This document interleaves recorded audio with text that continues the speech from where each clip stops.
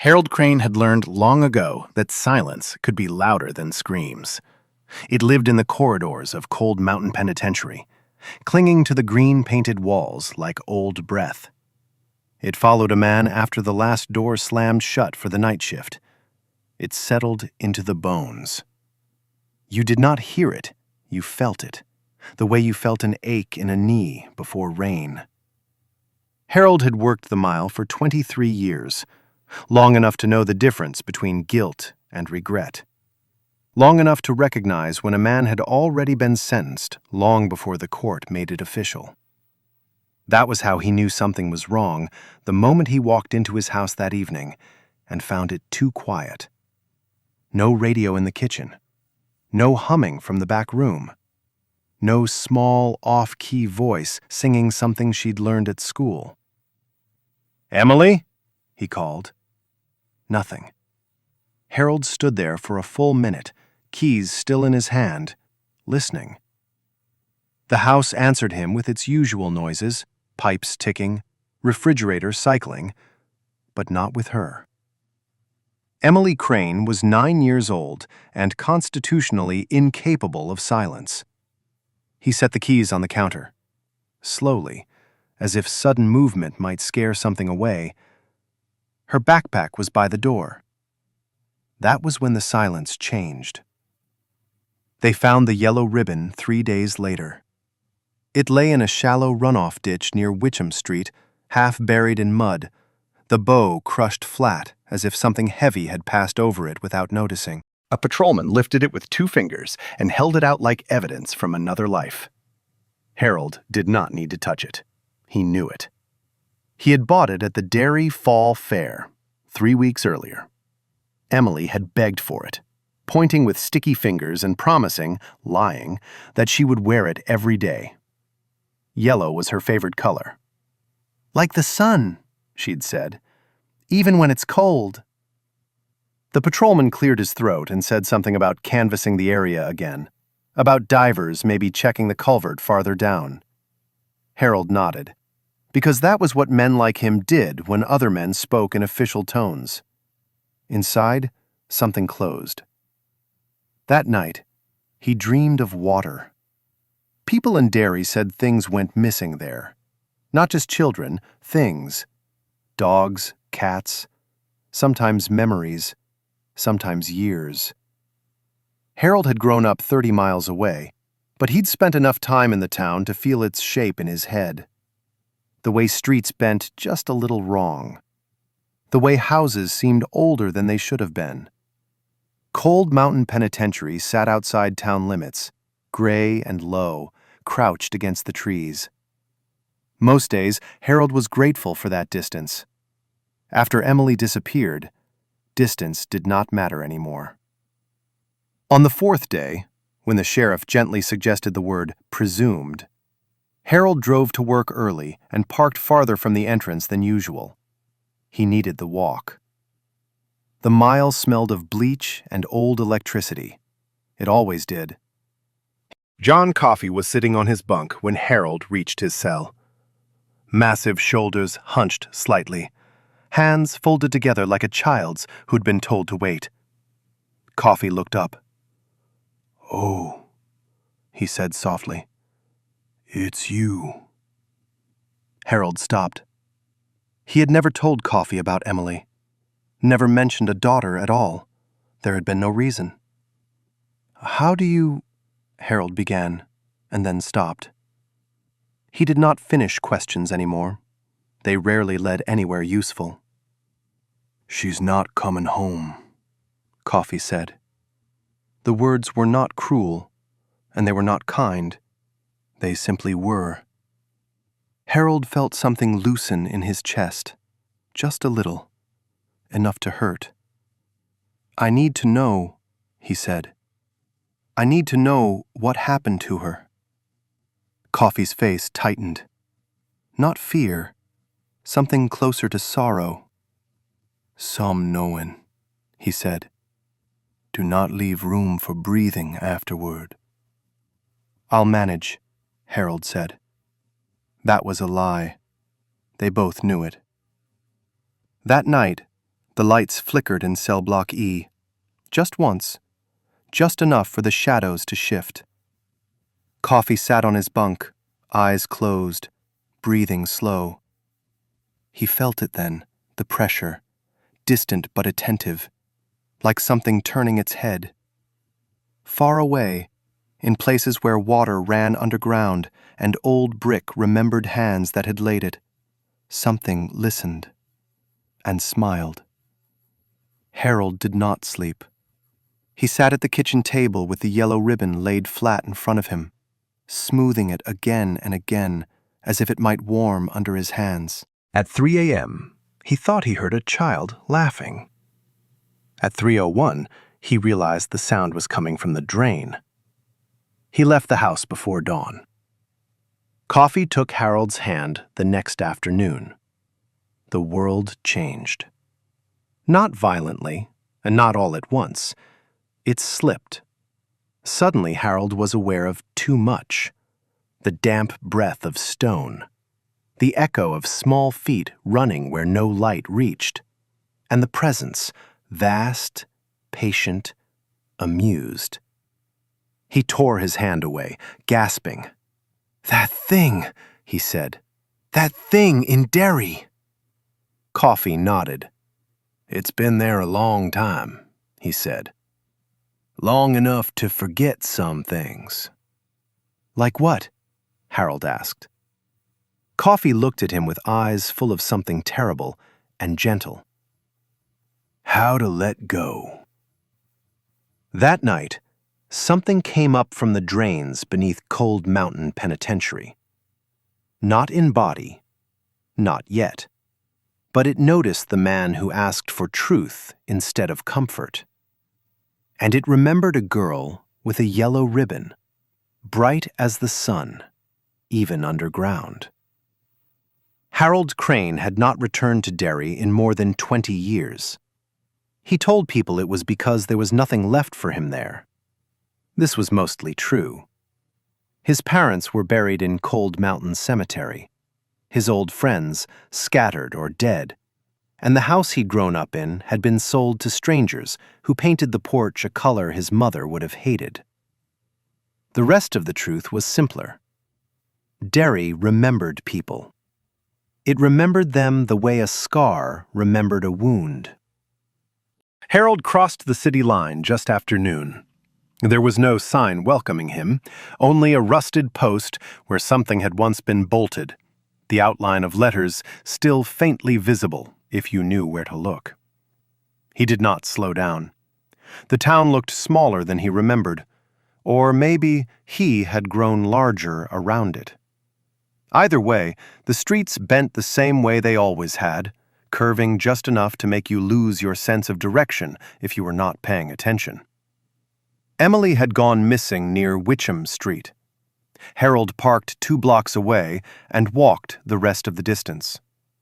He wanted to feel it under his feet, the cracked sidewalks, the patches where weeds forced their way through concrete. A few people passed him, heads down, eyes skimming past his face without recognition. That was fine. He did not want to be seen. Witcham Street smelled faintly of water, though there was no river nearby. That bothered him more than it should have. He stood where the patrolman said the ribbon had been found. The ditch was shallow, choked with dead leaves and trash. A place no one would notice unless they were looking. Harold crouched and closed his eyes. "Tell me," he thought. He was not sure who he was speaking to. God, maybe? Or the town itself? Nothing answered. Instead, a memory surfaced. Emily tugging at his sleeve, asking if she could walk home with her friend because it was only a few blocks and she was almost 10 and he worried too much. He had said yes. Harold opened his eyes and understood something then that had nothing to do with monsters or drains or clowns. Guilt was heavier than fear. That night, John Coffey dreamed of insects. They crawled from his mouth, from his nose, from the corners of his eyes. They carried images instead of pain. Dark water closing over small hands. A flash of yellow vanishing into shadow. Laughter echoing where it did not belong. Coffey woke, gasping, hands clutching at the thin prison mattress. "Boss?" one of the guards called softly from outside the bars. "You all right in there?" Coffey nodded, though the man could not see him. "I'm tired," he said. "That's all." It was not all. Something had noticed him. The first time Pennywise spoke to John Coffey, it did not use words. It used weight. The air in cell block E grew thick, as if the building itself were pressing inward. Coffey felt it in his chest, a pressure that made breathing an act of will. He sat on his bunk, enormous hands resting on his knees, and waited. "You are unusual," a voice said finally. It came from everywhere and nowhere, inside the walls, inside Coffey's own head. It did not sound amused. It sounded curious. "I try to be kind," Coffey said. A pause. "That is not what I meant." The pressure increased just a little.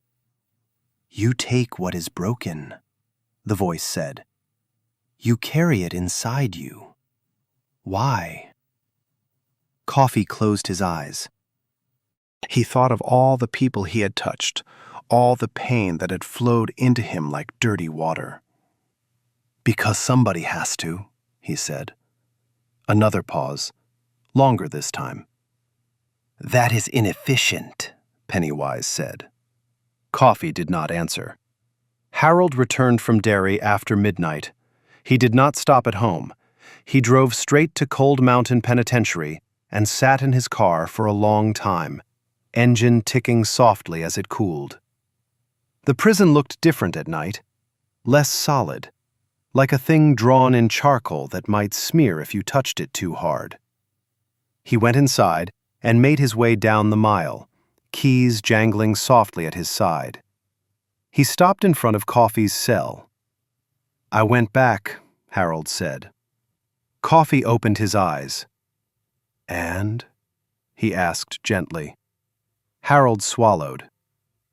"It's still there," he said. "Whatever it is. I can feel it." Coffey nodded. "It knows you now," he said. "That makes things complicated." Harold laughed once, a short, broken sound. "My daughter's dead," he said. "I think we passed complicated a while ago." Coffey studied him for a long moment. "You did not come here to ask if she suffered," Coffey said. "You came to ask if she mattered." Harold's breath hitched. He looked away. "Yes," he said. Coffey closed his eyes. "She did," he said. "She still does." Harold leaned his forehead against the bars and let himself cry, for the first time since the silence had taken his house. Pennywise watched. It watched the man and the giant, and the exchange of grief like currency passed back and forth. And it watched with interest, not hunger. Not yet. There was something about John Coffey that unsettled it. Not his size, and not his power, but the way he offered himself to pain without bargaining. Most things screened. Coffey listened. And that made him rare. Rare things were worth saving. Or savoring. The next morning, the drains beneath Cold Mountain whispered. No one noticed except Coffey. He felt the pull then, not fear, not dread, but a slow, steady invitation. Like a tide that did not care whether you wanted to swim. You do not have to answer, Coffey said softly, though he did not know who he was speaking to. The whisper paused, then, faintly, "Oh," Pennywise said, "but you will." John Coffey had always known when something was coming. Not because he saw the future, and not because voices whispered instructions in his ear. It was simpler than that. Pain had a gravity to it. It bent the world slightly before it arrived, the way heat bent air above asphalt. Now the world felt heavy all the time. He woke with the sensation that the prison was breathing around him. Not metaphorically. The walls expanded and contracted in tiny, patient movements, like the chest of a sleeping animal. When he pressed his palm against the concrete, it felt warm. That frightened him more than cold ever could. "Boss?" Brutal Howell asked later that morning, peering through the bars. "You sick?" Coffey shook his head. "No, sir," he said. "Just full." Brutal frowned. "Full of what?" Coffey smiled sadly. "That's the trouble. I do not rightly know." Harold Crane stopped dreaming about water. Instead, he dreamed about hallways. Endless corridors lined with doors that all looked the same. He walked them barefoot, his footsteps soundless on the floor, calling Emily's name. Sometimes a door would open just a crack, and he'd see a flash of yellow inside before it slammed shut again. Every time, he woke with his heart racing and his mouth full of the taste of rust. On the fifth night, he dreamed of John Coffey. Coffey stood at the end of the hallway, enormous and calm, hands folded the way he always held them. His face was tired, more tired than Harold had ever seen it. "You need to let me go," Coffey said. Harold tried to answer, but his throat closed. He woke up screaming. The first child went missing 2 weeks later. Not in Derry, in a town 12 miles south, a place so small it barely registered on a map. The girl vanished walking home from a friend's house, broad daylight, no witnesses. The sheriff said it was probably a runaway. Coffey felt it the moment it happened. He dropped to his knees in his cell. Breath knocked from his lungs as if someone had struck him from the inside. Images flooded him. Confusion, cold, the sensation of being seen. Pennywise did not speak. It did not have to. "You're feeding it," Harold said that night. He had not meant to say it out loud. The words slipped free while he and Coffey stood facing each other across the bars, the air between them thick with something unspoken. Coffey looked up. "Yes, sir," he said quietly. "I believe I am." Harold shook his head. "No, that's not... I mean, you're helping. You're taking pain away. That's what you do." Coffey's eyes were gentle. "Sometimes," he said, "taking pain away do not mean it disappears. Sometimes it just changes hands." Harold felt cold then, not on his skin, but behind his eyes. "What's it doing to you?" he asked. Coffey hesitated. "It's learning me," he said finally. "Learning what I taste like." Pennywise found that taste intriguing. Pain was sharp. Fear was sweet. Guilt had a bitterness it enjoyed in moderation. But coffee was dense, layered, a slow meal. Inside him lived the last moments of dozens of souls, held gently, arranged carefully, like pressed flowers in a book. Pennywise sampled those memories and found something it had not encountered in a very long time. Acceptance. Not surrender, not resignation. Acceptance tasted complete. The second child disappeared 3 days later, then a third. The papers began to whisper words like pattern and unrelated incidents. Pennywise read them through the eyes of men and women who did not know they were looking for it. It felt full more often now, not sated, not yet, but closer. Coffey grew weaker. It showed in the way he moved, the way his shoulders sagged as if carrying weight no one else could see. He began coughing up insects again, black shapes that dissolved into dust when they hit the floor. The guards noticed. So did Harold. "You're dying," Harold said one evening, anger bleeding through his voice. "You're dying, and you're letting it happen." Coffey nodded. "Yes, sir." "Why?" Harold demanded. Coffey met his eyes. "Because if I do not," he said, "it'll keep reaching. And next time, it might take someone who can't not hold it." Harold's voice broke.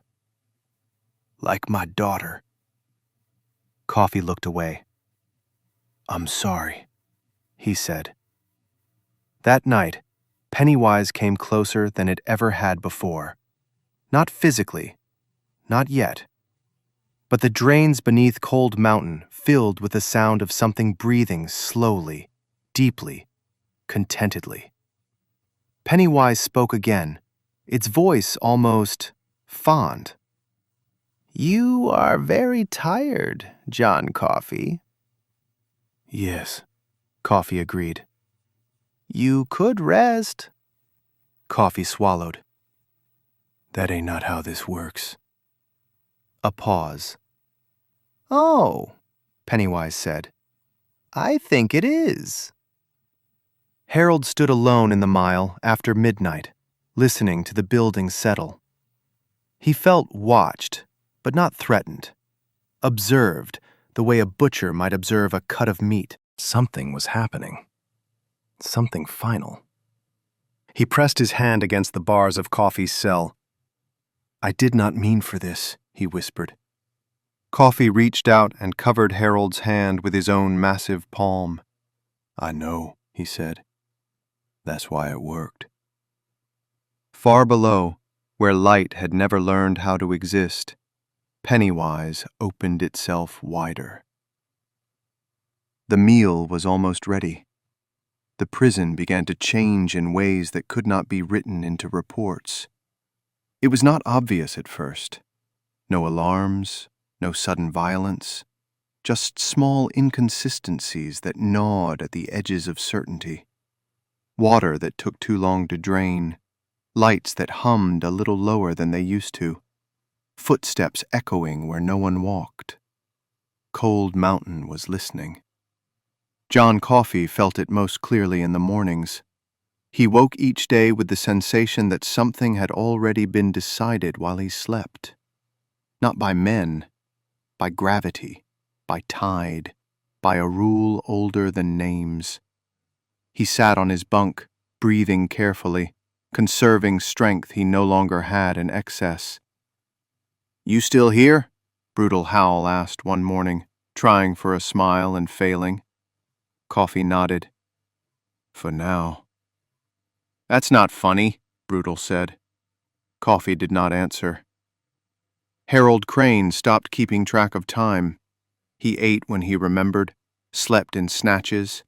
Every spare moment found him on the mile, standing outside Coffey's cell like a penitent who had forgotten the prayer, but not the posture. "You do not owe me this," Harold said one night. "I never asked you to." "You did not have to," Coffey replied. "You already paid." Harold flinched. "With what?" Coffey looked at him, eyes heavy. "With wanting the truth more than comfort." Harold sank onto the bench outside the cell. "I would give anything to take it back," he said. Coffey shook his head slowly. "No, sir, you would not." Harold opened his mouth to argue. then stopped. He knew Coffey was right. Pennywise dreamed. This was unusual.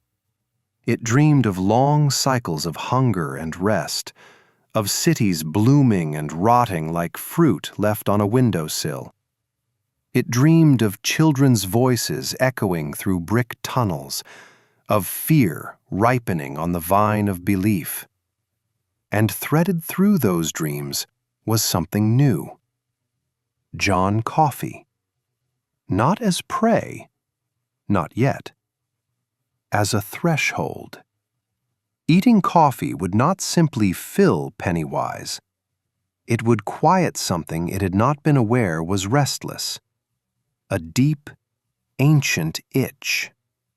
Hunger was easy. Hunger always returned. But coffee offered something else. Stillness. The warden noticed first. "Crane," he said, pulling Harold aside, voice low. "What the hell is going on down there?" Harold shrugged. He had grown very good at that. "Coffey's condition is deteriorating," the warden continued.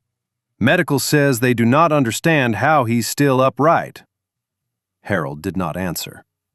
"And," the warden added, "I keep hearing things." Harold looked at him. "What kind of things?" The warden hesitated, embarrassed. "Like voices, at night, singing sometimes." Harold nodded. "You should stay away from the drains." The warden stared at him. "What?" "Just advice," Harold said. Coffey began coughing blood on the 7th day. It came up dark and thick, staining the front of his shirt. He wiped it away with shaking fingers, and then stared at his hand as if surprised by it. "Boss?" Brutal called, panic edging his voice. "I'm all right," Coffey said, though it was clearly a lie. "Just running out of room." Harold arrived minutes later, breathless. "This is it," Harold said. "Is it not it?" Coffey nodded. "I do not want you here for the rest," he said gently. Harold's jaw tightened. "That's not your choice." Coffey smiled faintly. "Is not it?" That night, Pennywise came to Cold Mountain. Not through the walls, through the spaces between attention. The guards on duty later swore nothing happened. No alarms, no disturbances. Yet every one of them dreamed the same dream that night. A vast, dark mouth opening patiently beneath the prison, waiting. Coffey felt it arrive like a hand settling on his shoulder. "You are ready," Pennywise said. Coffey closed his eyes. "Yes," he said. "No bargains?" Pennywise asked, almost amused. Coffey thought of Emily, of all the others, of the way Harold's face had folded in on itself when he finally cried. "No," Coffey said. "Just one thing." A pause. "Speak." "When you're done," Coffey said, a voice barely above a whisper, "sleep long." Pennywise considered this. "I was going to," it said. Harold dreamed again. This time there were no hallways, no doors, just John Coffey standing knee-deep in dark water, holding something small and bright in his hands. "You did good," Coffey said. Harold tried to move, but could not. "I'm sorry," Harold said. Coffey smiled. "I know." The execution was postponed indefinitely. No one could explain why. Paperwork went missing. Orders contradicted each other. The date slid forward, then vanished altogether. Coffey did not ask about it. He knew he would not need the chair. The final night was quiet. No flickering lights, no whispers. Harold sat outside Coffey's cell until his legs went numb. "You do not have to watch," Coffey said softly. Harold shook his head. "I do." Coffey nodded, accepting that. Somewhere far below, something vast shifted its weight. The drains filled. The prison exhaled. No one saw John Coffey leave his cell. Later, men would argue about this. Voices would rise. Timelines would be reconstructed and reconstructed again. Keys would be counted. Doors would be tested. Every explanation would come up short. The truth was simpler. The cell did not open. The world around it did. Harold Crane felt it first, not as motion, but as absence. One moment he was sitting on the bench outside Coffey's cell, elbows on his knees, staring at the floor, worn smooth by decades of waiting feet. And the next, the air shifted. The constant background noise of the prison, the hum, the distant clank, the breathing of the building, fell away. Silence took its place. Well, not the ordinary kind. Not the kind that ended when someone cleared their throat or took a step. This silence stayed. Harold looked up. John Coffey was standing, inside the cell. The bars were still there, solid, unmoved. Coffey stood between them, not physically, conceptually.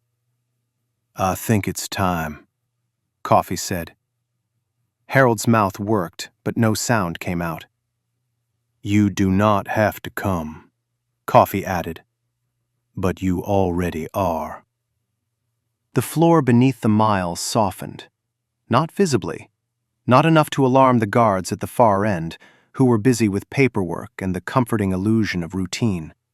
But Harold felt it under his boots, a subtle give, like damp earth. The smell came next. Not rot, not sewage. Memory. Wet stone. Old iron. The faint sweetness of something once alive. Pennywise did not announce itself. It no longer needed to. Coffey stepped forward. The bars did not part. They simply ceased to matter. Harold scrambled to his feet. "John!" Coffey turned, his face calm, almost relieved. "It's all right," he said. "This is what it wanted." "And this is what I'm for." "For," Harold choked, "you're not for anything. You're a man." Coffey smiled gently. "Yes, sir," he said. "That's why it works." The ground opened. Not with violence, not with spectacle. It opened the way a mouth opens when it is already expecting food. The concrete of the mile thinned and stretched and became something else entirely, dark, organic, and faintly pulsing. The smell intensified, and with it came a sound Harold would remember for the rest of his life. Slow, satisfied breathing. Pennywise rose, not as a clown, not as a spider, not as anything that could be drawn or named. It was vast and intimate at the same time, filling the space without occupying it, present everywhere Harold tried not to look. Its attention settled on Coffey with unmistakable focus. "You came willingly," Pennywise observed. Coffey nodded. "Yes." "Most do not." "I not most," Coffey said. That seemed to please it. Harold fell to his knees. "This was not the deal," he said hoarsely. You said... Coffey looked at him one last time. "I said I'd help you," he replied. "I did not say I'd stay." Tears blurred Harold's vision. "I'm sorry," Harold whispered. "I'm so damn sorry." Coffey's eyes softened. "I know," he said. "That's why I do not mind." Pennywise leaned closer. The air thickened. Pressure built. Harold felt his thoughts slow, stretch, lose edges. He was dimly aware of screaming somewhere far away, perhaps inside his own head. "What are you?" Pennywise asked Coffey, not unkindly. Coffey considered. "I'm tired," he said. and I'm full of other people's hurt. I reckon that makes me complete. Pennywise tasted the word. Complete, yes. That was it. The act itself was quiet. No gore, no violence in the human sense. Coffey stepped forward into the waiting dark, and the dark accepted him. Harold saw Coffey's massive frame dissolve, not torn apart, but unmade, layer by layer. Memories bled out first, not as screams, but as impressions. A little girl's laugh, a man's final breath, 100 moments of pain carefully carried. Pennywise consumed it all, slowly, thoroughly, lovingly. When it reached Coffey himself, his calm, his acceptance, his endless capacity to hold what others could not, Pennywise paused. For the first time in its existence, it hesitated. Then it fed. The silence afterward was profound, not empty, sated. Pennywise withdrew, sinking back into the spaces beneath the world, carrying with it the fullness of John Coffey. The drains emptied. The pressure lifted. The mile became concrete again. The prison breathed. And then Pennywise slept, deep, dreamless. They found Harold hours later, still kneeling, hands pressed flat against the floor where the opening had been. John Coffey was gone. No body, no trace. No explanation that would survive daylight. The world did not change. Children still went missing, sometimes. Evil did not vanish. It never did. But Pennywise did not wake. Years passed. Decades. The cycles stretched. And somewhere deep in the dark, something vast slept, heavy with a meal it would never quite digest. Harold Crane lived. That was his punishment. He retired early, left the state, grew old. Sometimes he dreamed of a large man with gentle eyes standing in water up to his knees, holding the light away from something with too many teeth. In the dream, Coffey never spoke. He only watched. On the day Harold died, a yellow ribbon was found on his bedside table, dry, warm, and faintly, impossibly, smelling of sunlight.